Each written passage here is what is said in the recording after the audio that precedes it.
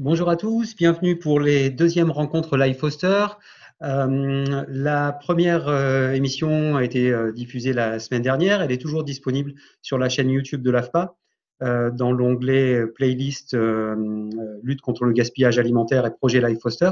Vous pouvez donc la regarder, elle est accessible à tout moment depuis la chaîne YouTube. Je vous enverrai un mail avec les liens qui permettent d'accéder à la playlist. Pour ceux qui n'avaient pas pu se rendre dispo la semaine dernière, on a abordé le sujet du gaspillage alimentaire par l'intermédiaire du projet Life Foster, en présentant en quelques mots quel était ce projet européen, quels étaient les enjeux et les objectifs de ce projet. Le premier webinaire a concerné toute la partie photographie, sondage, que représente le gaspillage alimentaire à l'échelle mondiale, à l'échelle européenne, à l'échelle et à l'échelle nationale, et définir un petit peu les enjeux et les intérêts qu'on a tous à lutter contre le gaspillage alimentaire. Le deuxième webinaire, cette réunion d'aujourd'hui, visera beaucoup plus spécifiquement le pourquoi de l'intérêt de la lutte contre le gaspillage alimentaire dans les établissements de restauration, qu'elles soient collectives ou les établissements de restauration traditionnels. On sait que ce sont des enjeux qui sont différents, des enjeux environnementaux, des enjeux sociaux, des enjeux économiques, et c'est ce qu'on essaiera d'approfondir un petit peu aujourd'hui à travers ce sujet. Tout d'abord, il est important de bien définir ce qu'est le gaspillage alimentaire. La définition du gaspillage alimentaire, si on interroge une centaine de personnes, ils vont avoir tous pratiquement un avis différent sur ce qui est de l'ordre du gaspillage et ce qui n'est pas de l'ordre du gaspillage. Aujourd'hui, il n'existe pas de définition officielle et consensuelle mondiale commune à tous les pays du monde, ni même à ceux de l'Europe. Suivant les pays d'Europe dans lesquels on se trouve, la définition du gaspillage est différente. En France, on confond souvent et trop souvent gaspillage alimentaire et déchets alimentaires. Le terme déchets alimentaires comprend les déchets évitables, ceux non évitables et ceux non évitables. Les os, les épluchures de fruits et de légumes, les coquilles d'œufs. Le gaspillage alimentaire est défini par la loi en France, une loi qui a été édictée par le ministère de l'Écologie et le ministère de l'Agriculture dans le cadre du Pacte national de lutte contre le gaspillage alimentaire.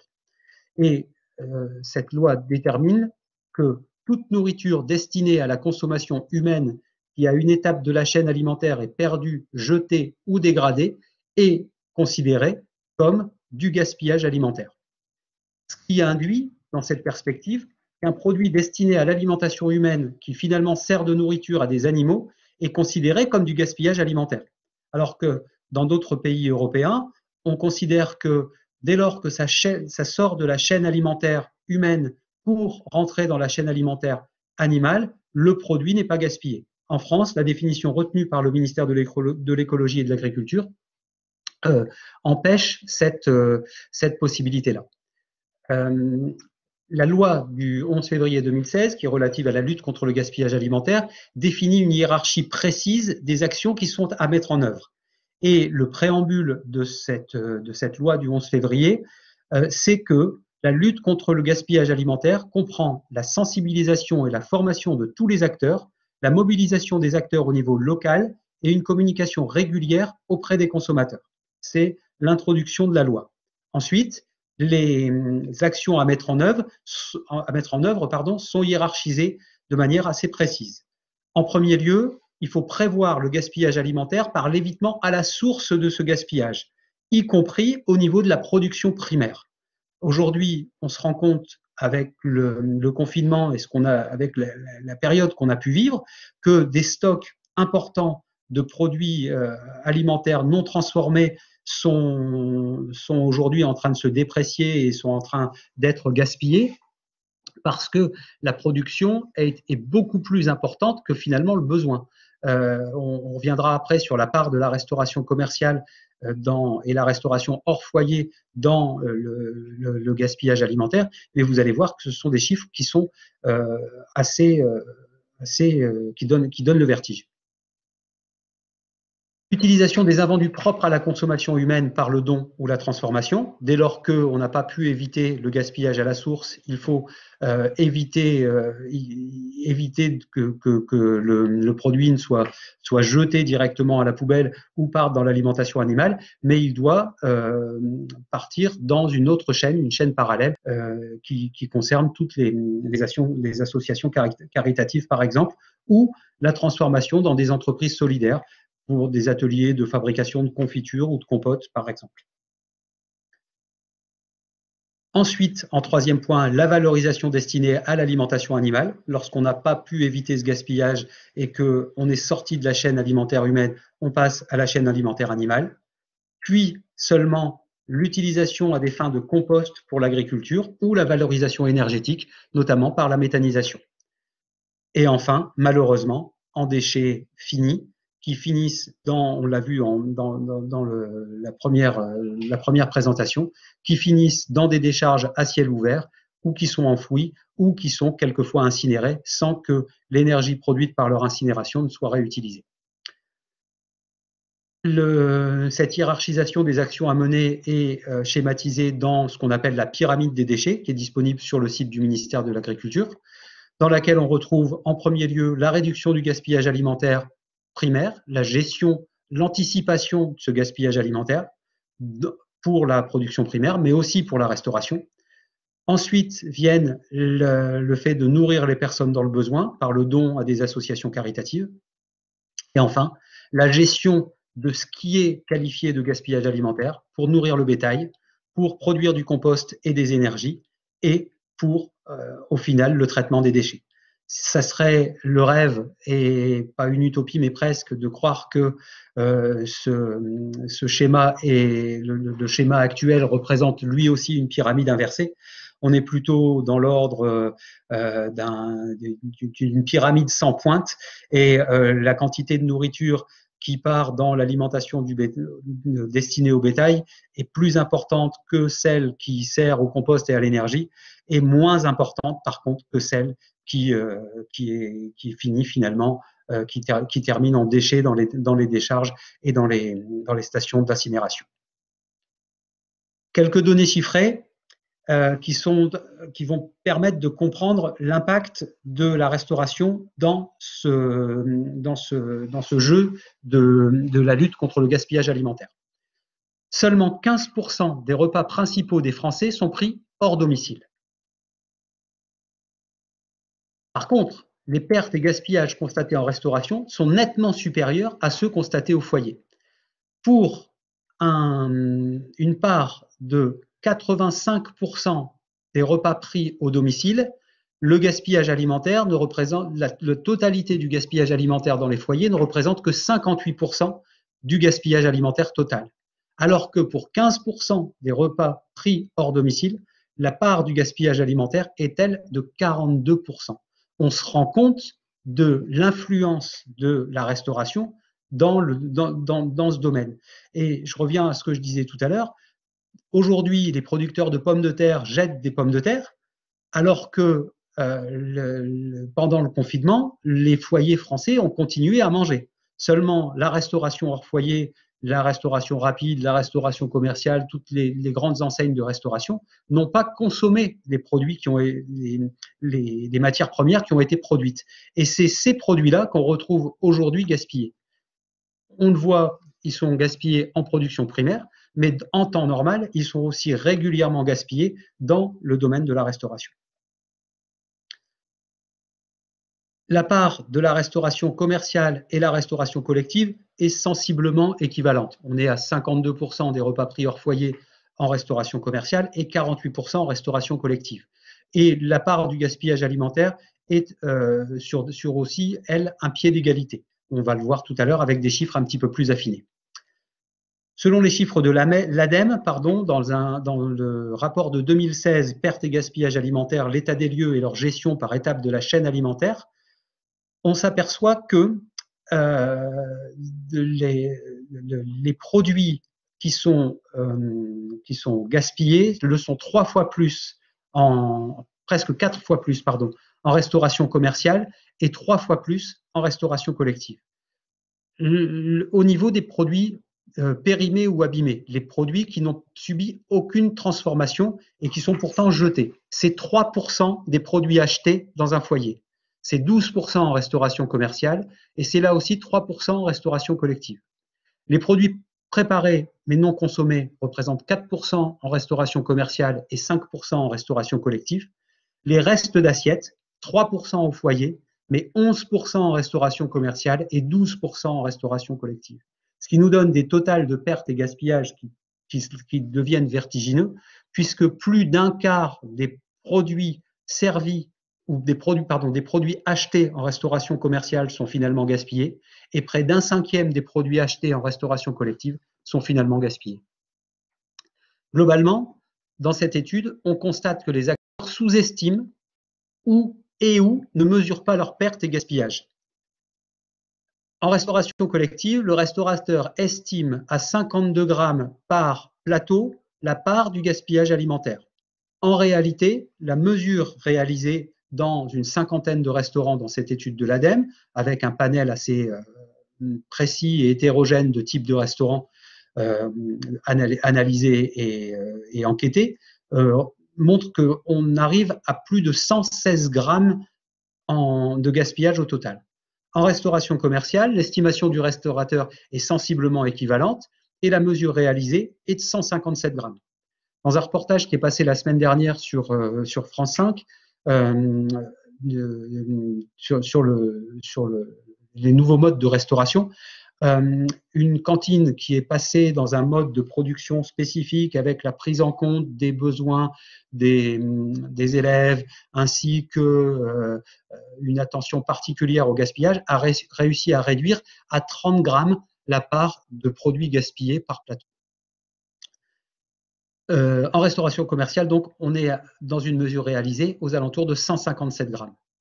Si on analyse et qu'on affine un petit peu notre analyse, on s'aperçoit que la part de produits gaspillés est la plus importante en restauration collective dans les établissements médico-sociaux et de santé, alors que c'est un des postes de dépenses les plus importants dans les frais généraux des établissements médico-sociaux et de santé. Donc là, il y a un vrai problème économique qui se pose. En restauration scolaire, on est à 147 grammes, alors que de nombreuses actions sont menées auprès des élèves pour les faire prendre conscience des enjeux du gaspillage alimentaire. En restauration d'entreprise, c'est un peu moindre, avec 125 grammes. En restauration commerciale, on est sur un pied d'égalité entre la restauration dite traditionnelle et la restauration gastronomique. Et en restauration rapide, un peu moins, sachant que l'ADEME n'a pas pu avoir accès à un nombre de restaurants satisfaisant selon elle pour que l'enquête soit très précise. Donc les chiffres ces chiffres sont à pondérer et il serait certainement plus important si on élargissait le panel d'entreprises citées. Le coût du gaspillage alimentaire. En moyenne, les établissements dépensent 1,90 € de matière première par repas en restauration collective. Le coût des pertes et gaspillages s'élève à 27 centimes, soit 14,2% du coût matière. On ne parle que du coût brut de ce gaspillage. Si on y inclut les coûts induits par le gaspillage alimentaire, l'énergie, les moyens humains et les coûts d'élimination des déchets, cette fois-ci, la facture monte à 68 centimes. Soit 16% du coût complet repas. Un sixième du coût complet repas en restauration collective est consacré exclusivement au gaspillage alimentaire. Lorsqu'on sait que la restauration collective se qualifie d'être un métier de centimier où la moindre économie est importante, le moindre centime économisé est important, on s'aperçoit que 16% du coût du repas, du coût complet du repas, est représenté par le gaspillage alimentaire. Ce qui fait que pour un hôpital qui sert 1700 repas par jour, un hôpital moyen en province, la facture annuelle se monte à 193 000 € de gaspillé. Je ne reviens pas sur le contexte actuel et sur les problèmes financiers des hôpitaux, mais c'est une part, 193 000 euros, c'est tout de même pas une part pas négligeable. Pour un collège qui sert 300 repas par jour, 145 jours par an, le montant total est de 13 000 euros. C'est la moyenne des restaurants audités par l'ADEME. Le record est détenu par un établissement pour lequel la facture s'élevait à 53 500 euros. En restauration commerciale, le coût des pertes et gaspillages varie de 0,50 à 2 euros suivant le type d'établissement dans lequel on se place. J'ai extrait ces chiffres d'une étude qui a été menée par la Chambre de commerce et d'industrie du Maine-et-Loire et en collaboration avec l'ADEME. Ce coût des pertes et gaspillages représente 9% du chiffre d'affaires d'un restaurant. Pratiquement 1/10 du chiffre d'affaires du restaurant est représenté par le gaspillage, le coût du gaspillage alimentaire. Les denrées perdues par catégorie, 21% sont les viandes des poissons, pardon. J'ai un problème avec mon PowerPoint, désolé. La part la plus importante est représentée par les fruits et légumes. Viennent ensuite les céréales et les légumineuses, le pain, les produits laitiers et les pâtisseries. Pareil pour la répartition financière, mais là, on s'aperçoit qu'il y a une inversion entre le gaspillage par catégorie d'aliments en quantité, en poids et cette fois-ci en monnaie, puisque les fruits et légumes qui représentent près de 55% du gaspillage alimentaire en poids représentent 27% économiquement, en monnaie. Par contre, les protéines végétales, viande, poisson, représentent, eux, près de 45% du total de ce qui est dépensé financièrement, de ce qui est gaspillé financièrement. Le pain, qui a toujours une part très importante, avec 8% du pain en coût qui est gaspillé, les céréales dans une moindre mesure, la pâtisserie et les produits laitiers. J'ai repris les chiffres de la pâtisserie et pour la part quantité et pour la part financière, parce qu'on s'aperçoit que le dessert a un rôle important à jouer dans le gaspillage alimentaire pendant un repas. On va le voir sur les slides suivantes. Ce qui nous permet de dire et d'affirmer qu'il existe 5 bonnes raisons de réduire son gaspillage alimentaire pour un restaurateur. La première, c'est et la plus évidente, c'est d'abord de faire des économies sur les achats de denrées et sur la gestion des déchets. Puisque de nouvelles obligations réglementaires en tant que gros producteur de déchets organiques vont apparaître dans les années à venir. Aujourd'hui, un restaurateur qui sert environ 240 couverts par jour est considéré comme un gros producteur de déchets organiques et se doit de valoriser ces déchets. On l'a vu lors du premier webinaire. Ce barème risque, non pas risque, mais va évoluer à la baisse et dans un avenir proche, on pense à l'horizon 2030, tout restaurateur devra valoriser ses déchets organiques sous peine d'avoir une taxe supplémentaire qui lui sera imposée pour la gestion des déchets. C'est aussi améliorer l'apport nutritionnel des repas proposés en améliorant la qualité des produits proposés. C'est de se dire que les économies qui seraient faites en luttant contre le gaspillage alimentaire peuvent être réinjectées pour améliorer la qualité des produits, la qualité nutritionnelle des produits. C'était l'exemple qui était donné dans cette cantine du sud de la France, des Alpes-Maritimes, dans laquelle il y avait eu un œil très vigilant quant au gaspillage et ils étaient passés en fourniture exclusive de produits bio. Et enfin, c'est aussi mettre en œuvre une mobilisation interne. Ça peut devenir un acte managérial et la définition d'un projet, d'un objectif d'entreprise, d'un projet d'entreprise, que de lutter contre le gaspillage et de mettre en place des projets liés à l'alimentation.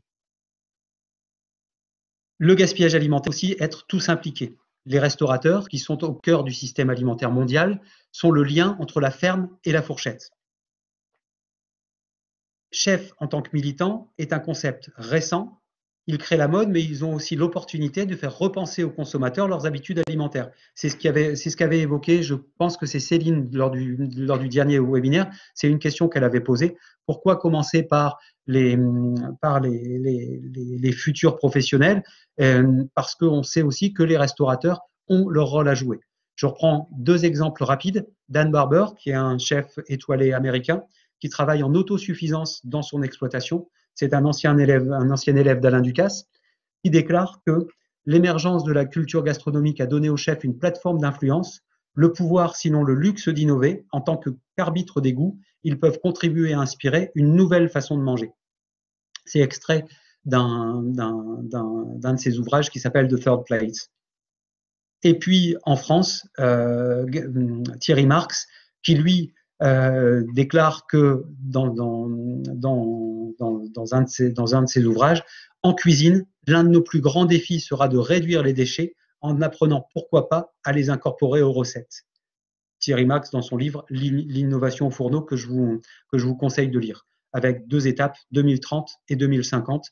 2050, où il faudra nourrir une population mondiale qui avoisinera presque les 10 milliards d'habitants. Et puis, j'ai voulu reprendre l'extrait d'un manifeste de chefs étoilés végétariens qui disent que nous pensons qu'aimer la cuisine, c'est oser relever de nouveaux défis, briser les codes et revisiter sans cesse la gastronomie dite traditionnelle. Penser et créer un menu entièrement végétal, c'est s'amuser, jouer sur la présentation, la coupe des légumes, les cuissons, les associations, les saveurs, les associations de saveurs et de couleurs. C'est faire honneur à notre passion tout en étant conscient des enjeux environnementaux. Vous aussi, laissez-vous surprendre par la cuisine végétale et surtout, soyez curieux. C'est un leitmotiv qu'on prône à l'AFPA en disant à nos stagiaires soyez curieux, venez découvrir. Et aujourd'hui, des chefs étoilés, je pense à Alain Passard, par exemple, à l'Arpège, qui propose une carte végétarienne.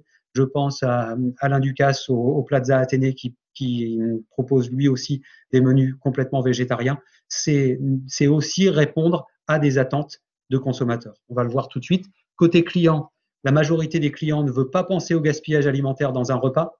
Les 3/5 des personnes interrogées sont d'accord avec l'affirmation « je ne veux pas penser à laisser de la nourriture quand je mange au restaurant », quand même un chiffre important. 32% des personnes qui ont laissé de la nourriture ont laissé des frites, 8% des légumes, 11% de la viande ou du poisson. La principale raison invoquée par les clients de laisser de la nourriture est la taille des portions trop importantes pour 41% d'entre eux. Ils pensent que la taille des portions est prédéterminée pour eux et non quelque chose qu'ils contrôlent, que ce soit en restauration collective ou en restauration commerciale. Les clients veulent se sentir à l'aise de demander différentes tailles de portions. La suggestion la plus populaire pour aider à réduire le gaspillage alimentaire est de proposer des tailles de portions pour 38% des personnes interrogées. Là aussi, il y a de plus en plus une offre petite faim, grande faim qui se fait dans la restauration collective et dans le milieu scolaire, avec des tailles de ramequins ou même des tailles d'assiettes différentes. Et en restauration commerciale, j'ai des exemples de restaurants dans lesquels vous avez le plat à la carte qui est proposé en version petite ou en version normale. Réduire le gaspillage, c'est d'abord l'envisager. Et le meilleur moyen d'envisager la réduction du gaspillage, c'est le menu et utiliser le menu comme un outil de communication pour attirer le client, mais aussi pour construire autour de la lutte contre le gaspillage. Et on le voit, même les clients ne sont pas réfractaires, on vous le verra dans le 3e webinaire, au fait qu'on communique autour de la lutte contre le gaspillage dans un établissement. Le menu, c'est le moyen que le restaurateur et que le client se rencontrent pour répondre aux besoins l'un et de l'autre. Un menu se doit d'être sain, microbiologiquement, chimiquement, physiquement, prendre en compte les allergies de plus en plus. Et aujourd'hui, les restaurateurs se doivent de communiquer autour des allergènes présents dans les plats qu'ils présentent. Être et apporter une qualité nutritionnelle importante, avec une prise en compte de plus en plus qui est réclamée côté client de la santé et du bien-être. Être respectueux des régimes alimentaires spécifiques, religieux ou communautaires. Être goûteux, car cuisiner doit toujours permettre de créer quelque chose de bon. Et je rajouterai aussi beau. Quand on demande à Thierry Marx quel va être le, le, le nouveau matériel high-tech. Il dit qu'il n'y aura pas de nouveau matériel, que les cuisiniers ont toujours besoin de la flamme et du feu, mais que c'est l'art dans l'assiette et la présentation qui vont être prédominants dans les années à venir. Et puis tout ça dans un souci de durabilité, aussi bien côté restaurateur que côté client. Pour ce faire, quelques outils, j'ai terminé la présentation, qui seront à disposition lors du 3e webinaire. Je ferai un package avec l'ensemble des supports documentaires aux différents participants. Un outil de planification pour les restaurateurs dans lequel il va pouvoir lister les ingrédients principaux qui composent un plat, l'apport nutritionnel conforme et sa conformité au GEMRCN, les allergènes, les sans gluten, les sans lactose, les sans œufs, le végétarien, le végétalien. Christophe, je te donne la parole dans 2 minutes. J'ai fini la présentation, je rebranche le micro. Et ensuite, un outil qui vous permet d'élaborer un plan d'action, donc d'identifier les problèmes, trouver les solutions. C'est l'objectif du 3e webinaire, de vous apporter, de vous donner une partie des solutions, celles auxquelles on a pu penser, en appliquant une méthode simple, la méthode des 5 W, quoi, où, qui et quand, en schématisant ça dans un diagramme, en reprenant notre analyse pour le 3e webinaire, finalement, qui est de décortiquer la transformation de la denrée en plat alimentaire. Et donc, de reprendre le quoi, le gaspillage alimentaire, le où, en cuisine, en salle, pour qui les managers, l'équipe de cuisine, l'équipe de salle, mais aussi les clients, quand au niveau des approvisionnements, des achats, à la réception, à la production, au service, à la consommation, au niveau du tri des déchets. Et pourquoi? Et bien là, c'est des questions qu'on s'est posées tout haut et auxquelles on a essayé d'apporter des réponses qui vous seront présentées dans le 3e webinaire. Voilà, j'ai terminé pour la présentation de ce 2e volet. Je vais rebrancher les questions et puis je vous invite vivement à participer au dernier volet, au dernier épisode des rencontres Life Foster la semaine prochaine, dans laquelle on présentera toutes les actions et tous les plans d'action, comment on peut mener tous les plans d'action. Je rebranche les